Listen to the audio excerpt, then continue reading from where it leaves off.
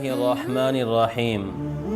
ابو یعلا کی روایت ہے، حضرت عائشہ رضی اللہ تعالیٰ عنہ فرماتی ہیں کہ ایک مرتبہ میں اور حضرت سودا بنت زمعہ رضی اللہ تعالیٰ عنہ جو آپ کی زوجہ مطہرہ ہیں، آپ صلی اللہ علیہ وسلم کے ساتھ بیٹھے ہوئے تھے، اس طریقے پر کہ آپ صلی اللہ علیہ وسلم کا ایک پاؤں میری گود کے اندر تھا اور ایک پاؤں حضرت سودا رضی اللہ تعالیٰ عنہ کی گود کے اندر تھا، اور میرے گھر کے اندر تشریف فرما تھے۔ میں نے خزیرہ بنایا ہوا تھا۔ خزیرہ ایک قسم کا سالن ہوتا ہے، گوشت کے چھوٹے چھوٹے ٹکڑے کیے جاتے ہیں، اس کے اندر بہت سا پانی انڈیل دیا جاتا ہے، جب وہ پک جاتا ہے اس کے اوپر آٹا چھڑک دیا جاتا ہے تو تھوڑا سا گاڑھا ہوتا ہے۔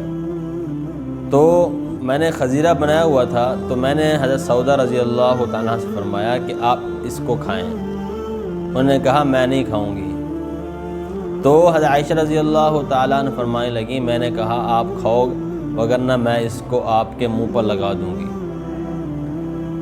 حضرت سودا رضی اللہ تعالیٰ عنہ نے پھر بھی کھانے سے انکار کر دیا۔ حضرت عائشہ رضی اللہ تعالیٰ عنہ فرماتی ہیں کہ میں نے مذاق میں وہ اٹھا کر ان کے چہرے پر لگا دیا۔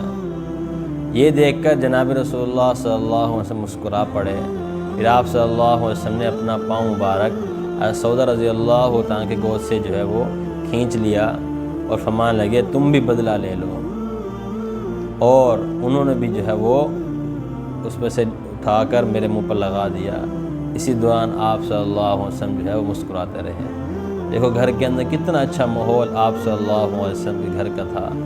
ہم بھی اپنے گھروں کا ماحول اچھا بنائیں، اپنے گھروں کے اندر گھر والوں کے ساتھ خوش طبعی کریں، ان کے ساتھ اچھے مزاج کے ساتھ ہیں۔ گھر والے صرف اور صرف اس بات کے محتاج ہوتے ہیں کہ ہم ان کو اچھا بولیں، ان کے ساتھ اچھا برتاؤ کریں ہیں۔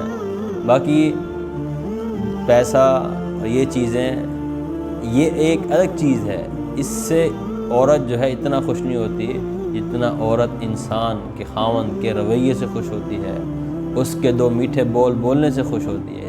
اس لیے اپنے گھروں کے اندر ہم خوش طبعی کریں، اپنے گھر والوں کے ساتھ جو ہے وہ اچھا مزاح کریں، جھوٹا مذاق نہیں کرنا۔ آپ صلی اللہ علیہ وسلم بھی خوش طبعی فرماتے تھے لیکن جھوٹ نہیں بولتے تھے۔ خوش طبعی فرمائیں، اپنے گھروں کے اندر جو ہے وہ خوش رہیں، آپ صلی اللہ علیہ وسلم کے مبارک طریقے پر زندگی گزاریں۔ السلام علیکم۔